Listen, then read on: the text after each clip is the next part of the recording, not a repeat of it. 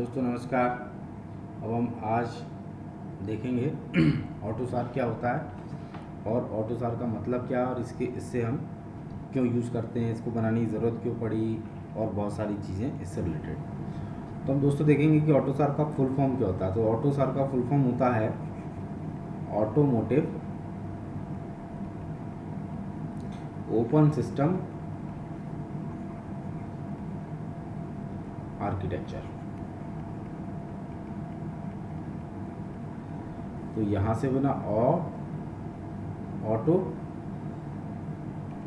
SAR ऑटोसार।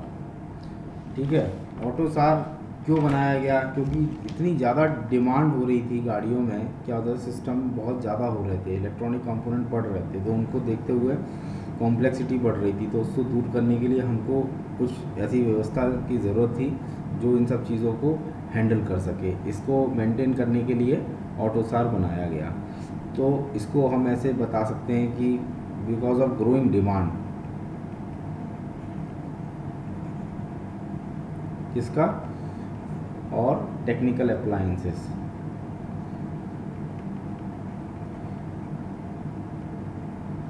इसके कारण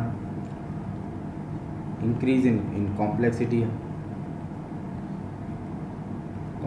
बढ़ रही थी। इसके कारण मतलब एक मशीन में आपके 50 से 100 तक ECU जा रहे थे, इतना ज़्यादा ECUs हो रहे थे। तो इससे हैंडल करने के लिए ये तो जो आर्किटेक्चर था वो बहुत कॉम्प्लिकेटेड हुआ जा रहा था। तीसरी चीज़ क्या थी, जो ट्रेडिशनल सॉल्यूशन थे वो प्लेटफॉर्म स्पेसिफिक ज़्यादा थे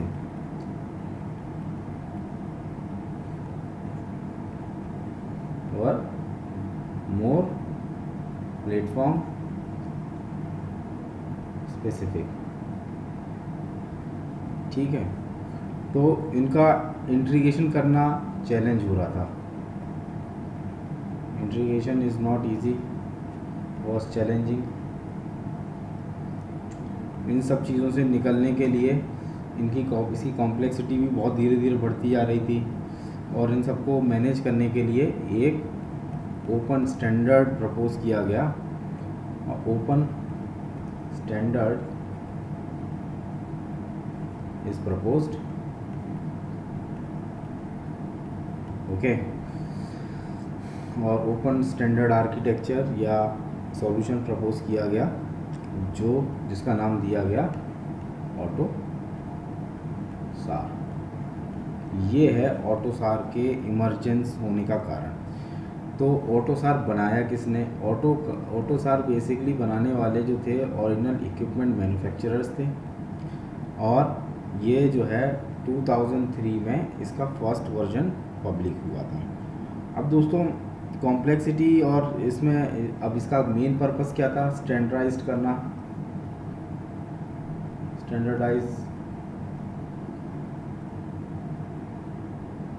था इसका मेन पर्पस। इसके बाद इसका क्या था? सिंगल सॉल्यूशन बनाना था। इस तरह से बहुत कॉम्प्लेक्सिटी को मैनेज करना था। इस तरह से इसके बहुत सारे सॉल्यूशन थे।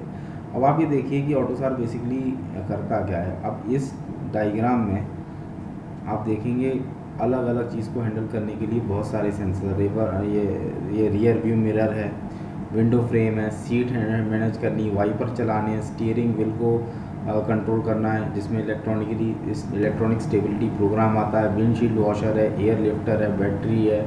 आप देखेंगे बहुत सारे कंपोनेंट है। तो इतनी सारी चीज़ें, ये सिर्फ कम है, मतलब ये ज़्यादा है ही नहीं है, तो बहुत कम मैं बता रहा हूँ। तो ये मेजर कंपोनेंट है। इनको हैंडल करने के लिए आपको ECU को बीच में लाना पड़ा। कभी कभी क्या होता है सिंगल ECU काम नहीं करता, आपको क्या करना पड़ते हैं, मल्टीपल ECU यूनिट्स यूज़ करनी पड़ती हैं। अब जब मल्टीपल ECU यूनिट्स हैं तो वो आपस में भी कोऑर्डिनेट करेंगी और डैशबोर्ड पे जो ज़रूरत है वो उतनी इन्फॉर्मेशन भी भेजेंगी। तो ये सारे काम करने पड़ते हैं। तो इसके लिए ये कॉम्प्लेक्सिटी बहुत ज़्यादा हो जा रही थी। तो ऑटोसार ने एक मोटो दिया। वो मोटो क्या बोलता है कि हम क्या करेंगे, कोऑपरेट करेंगे ऑन स्टैंडर्ड। इस पर तो कोऑपरेट करेंगे, लेकिन कॉम्पीट किससे करेंगे? कॉम्पीट ऑन इम्प्लीमेंटेशन, इस पर कंपटीशन किया जाएगा। तो ये है आपका ऑटोसार का, ये बहुत ज़रूरी चीज़ है। आप यहीं से ये सब समझने से ऑटोसार आराम से समझ में आता है। तो कॉपरेट ऑन स्टैंडर्ड्स, जो भी स्टैंडर्ड्स हैं वो फिक्स कर दिए जाएंगे, उन्हीं स्टैंडर्ड को यूज़ किया जाएगा। और जो कंपटीशन होगा वो बेसिकली किसके बेसिस पे होगा? कंपटीशन होगा इम्प्लीमेंटेशन पे, कि आप उस चीज़ को कैसे यूज़ कर रहे हो, मैं उस चीज़ को कैसे यूज़ कर रहा हूँ। अब मैं आपको बताता हूँ, ऑटोसार का एक डायग्राम है जिसमें आपको मालूम पड़ता है इस कंसोर्टियम में कौन कौन लोग होते हैं, कैसे कैसे आते हैं, और इनका जो बेसिकली जो काम होता है वो काम क्या क्या रहता है। ये सारी चीज़ें हम इस डायग्राम से देखेंगे। तो इस डायग्राम में आप देखोगे कि ऑटोसार के ये हैं 9 कोर मेंबर, जिसमें बोश आ गया, डेलमर आ गया, फोर्ड है, PSA है, टोयोटा है, वॉल्क्सवैगन, कॉन्टिनेंटल, BMW, ओपेल। इसी तरह से इसके 10 डेवलपमेंट मेंबर्स भी होते हैं। डेवलपमेंट मेंबर्स का काम क्या होता है? जो कोर मेंबर होते हैं उनके साथ कोऑर्डिनेट करना, उनके हिसाब से चीज़ों को हैंडल करना और नई चीज़ों को इवोक करना, ये सारा काम डेवलपमेंट मेंबर्स का होता है। उसके बाद आते हैं प्रीमियम मेंबर। प्रीमियम मेंबर ही में क्या होता है कि अलग अलग जनरल, जैसे इसमें आप देखोगे तो जनरल इक्विपमेंट मैन्युफैक्चरर्स हैं बहुत सारे जो इक्विपमेंट बनाते हैं। फिर टायर 1 वाले आ गए, फिर कुछ लोग होते हैं जिनका काम से सॉफ्टवेयर बनाना होता है, वो आ गए।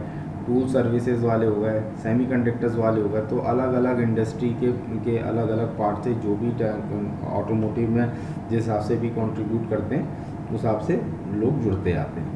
ठीक है। डी स्पेस बहुत फेमस कंपनी है, आर्म बहुत फेमस कंपनी, फ्रॉनहोफर का तो जर्मन कंपनी है, इनका बहुत नाम है।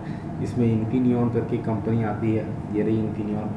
फिर जो आप देखोगे हर तरीके की कंपनी है, मतलब कार बनाने वाले भी हैं, ठीक है, कार के उपकरण देने वाले भी हैं, सॉफ्टवेयर बनाने वाले भी हैं, टूल और सर्विसेज देने वाले भी हैं, और इसी तरह से आप देखेंगे तो इसमें आपको हर कोई मिलेगा। तो ये हो गए इसके कौन से मेंबर? 56 प्रीमियम मेंबर्स, 10 हो गए आपके डेवलपमेंट मेंबर और 9 हो गए कोर पार्टनर। ये सिर्फ देख रहे हैं अभी हम, ठीक है। ये ज़रूरी नहीं है कि मतलब ये पता होना चाहिए, जनरल जानकारी है इससे रिलेटेड। अब मैं आपको बताना चाहूँगा कि ऑटोसार का जो कोर आर्किटेक्चर है वो कोर आर्किटेक्चर दिखता कैसा है। ऑटोसार का आर्किटेक्चर बहुत ही सिंपल सा आर्किटेक्चर है, देखने में बहुत कॉम्प्लिकेटेड नहीं है। यदि मैं सिंपल आर्किटेक्चर की बात करूं तो ऑटोसार का जो सिंपल आर्किटेक्चर है वो बिल्कुल ही सादा लेयर्ड आर्किटेक्चर है, जैसे कि इस डायग्राम में आपको दिखेगा। ठीक है। इस डायग्राम में आप देखेंगे तो ये है आपकी ऊपर वाली एप्लीकेशन लेयर, इसमें आते हैं आपके सॉफ्टवेयर कंपोनेंट्स। ये जो होती है इसको बोलते हैं वर्चुअल फंक्शन बस या RTE लेयर। ये जो लेयर होती है जिसमें बहुत सारी चीज़ें लगी हुई हैं इसको बोलते हैं BSW लेयर, और लास्ट में जो होती है आपकी MCAL लेयर होती है। ओके दोस्तों, तो अभी इसमें है और भी चीज़ें हैं देखने लायक जो हम समय आते आते धीरे धीरे उसको एक्सप्लोर करेंगे, समझेंगे। लेकिन ऑटोसार का लेयर्ड आर्किटेक्चर मैं आपको बताना चाह रहा था, दिखाना चाह रहा था, इसलिए मैं इस चीज़ को लेके आया। अब आपको मैं एक और डायग्राम के थ्रू ये चीज़ समझाना चाहूँगा। आप ये देखिए नया डायग्राम, इसमें आपको वो सारी चीज़ें, ये आपका ऑटोसार का वेबसाइट से लिया गया डायग्राम है। तो इसमें एप्लीकेशंस हैं, एप्लीकेशन सॉफ्टवेयर है, RTE है, और ये आपका बेसिक सॉफ्टवेयर यूनिट हो गई, और ये आपकी ECU हो गई। इसके बाद आती है आपकी MCAL लेयर। अब हम अपने अगले वीडियो में देखेंगे कि लेयर्स का क्या काम रहता है, वो किस तरह से इस्तेमाल होती हैं और वो क्या क्या करती हैं। अभी तक के वीडियो में यदि आपको कोई डाउट हो, कुछ समझने में दिक्कत हो, कुछ चीज़ क्लियर नहीं हो तो आप कृपया कमेंट सेक्शन में ज़रूर बताइए। धन्यवाद।